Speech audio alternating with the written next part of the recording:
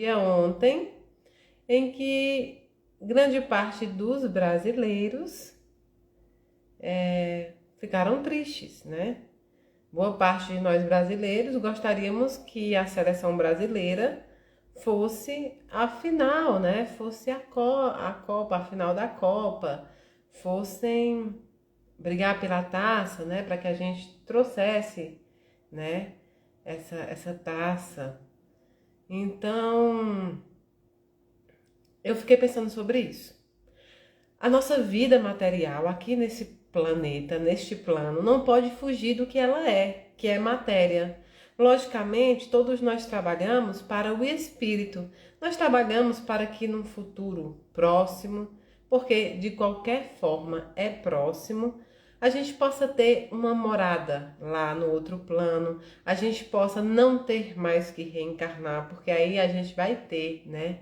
Assistido a nossa evolução, aí a gente vai ter alcançado aquilo que Deus requer de nós.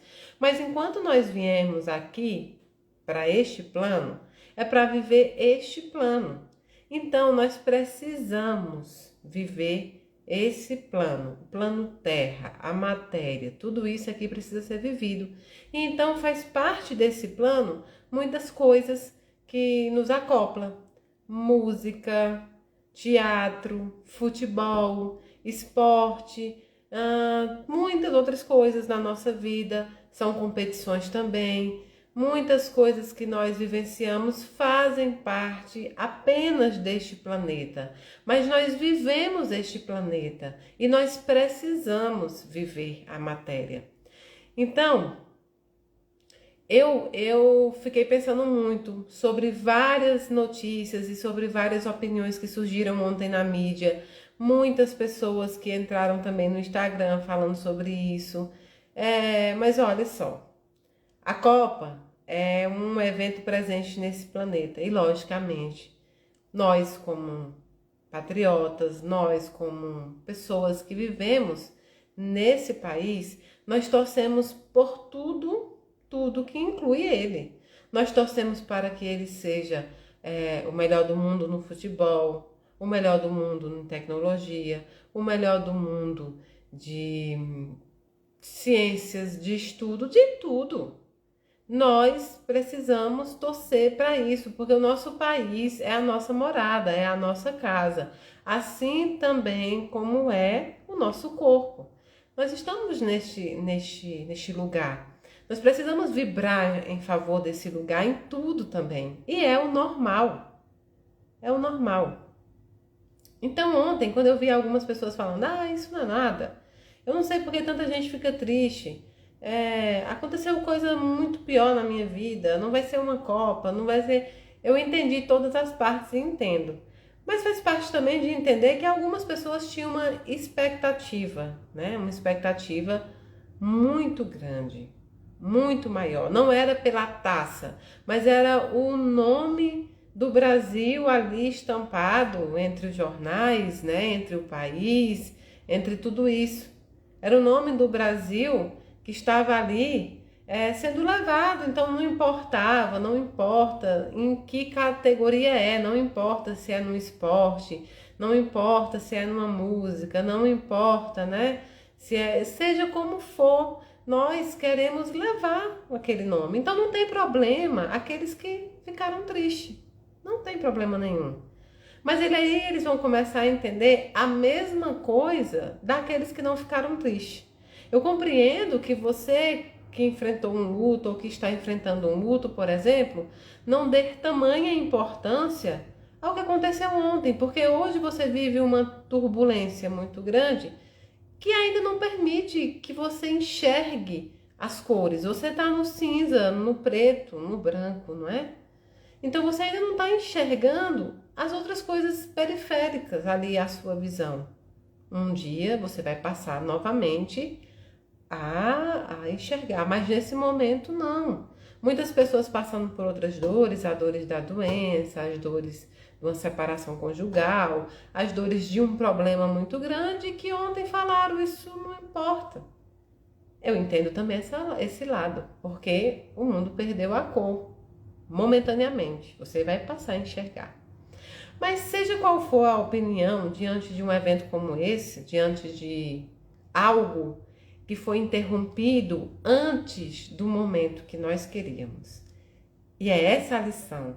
Começa a lição das coisas cotidianas da nossa vida, dos atos que nós vivemos neste mundo material, nós tiramos todas as lições, inclusive do mundo espiritual. Por que aqueles que ficaram tristes quando o Brasil não passou pela Croácia ontem, a sensação é que ficou antes do que deveria ter ficado? Poderia ter ido às semifinais, poderia ir às finais.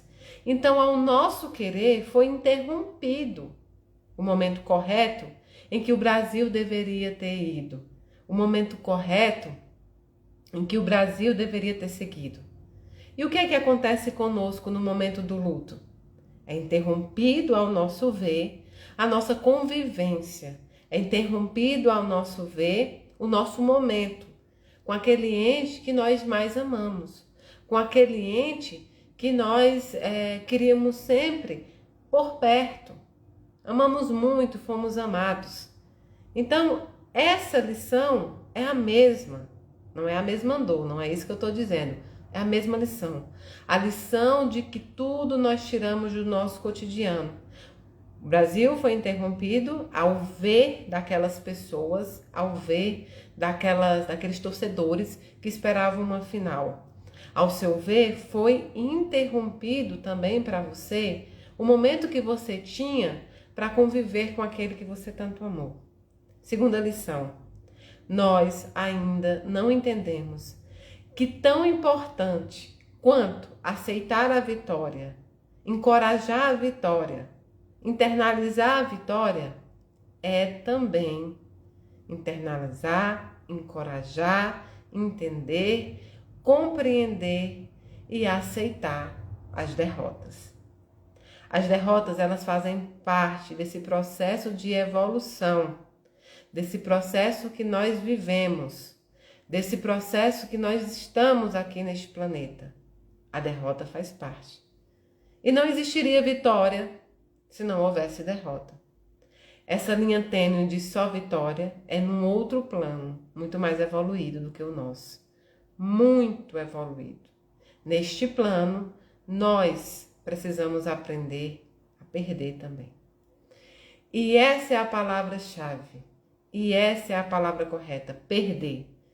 Sei que vocês vão encontrar outros médios, maravilhosos médios, estudantes e senhores da lei, da doutrina espírita, que conhecem a doutrina espírita muito antes, inclusive, da Mayra nascer. E que sempre que falam assim, eu perdi alguém, você sempre é corrigido e você fala assim para você, não, você não perdeu. Logicamente, nós sabemos que nós não perdemos pessoas. Isso é uma teoria que todo mundo entende. Mas na prática, o sentimento é de perda. E é uma perda. É uma perda do corpo físico, do corpo material, do cheiro, do abraço, do toque, da fala, de tudo. Então, sim, é perder. E aí entra o nosso processo. Nós nunca estamos preparados para perder, porque nós sempre aprendemos ao quê? A ganhar. Nós aprendemos que ganhar é sempre o certo, que o bonito é sempre ganhar e que nós temos que lutar para sermos sempre o vencedor. Mas o vencedor, no nosso ver, não é o vencedor aquele que tenta, aquele que luta, aquele que busca. É o vencedor aquele que consegue. Então, muitas vezes, essa questão de conceito nos encerra muito um pensamento. Vencedor não é só quem ganhou. Vencedor é quem lutou. Vencedor é quem não desistiu. Vencedor é quem esteve ali mesmo diante da derrota. O verdadeiro vencedor, ele está diante da derrota. O verdadeiro vencedor, ele está de pé, em pé, mesmo que as pernas fraquejem. Ele está lá, diante da derrota. Isso é ser um vencedor. Quem sempre aceita apenas a vitória não é um vencedor. Não é um vencedor. Quem aceita a vitória é um vitorioso. Aquele que só aceita a vitória é aquele que está lá no pódio, no primeiro lugar. Mas quando ele descer do pódio, ele não está preparado para qualquer outra questão que vem da vida. Quando ele tiver que enfrentar uma derrota, ele não vai saber.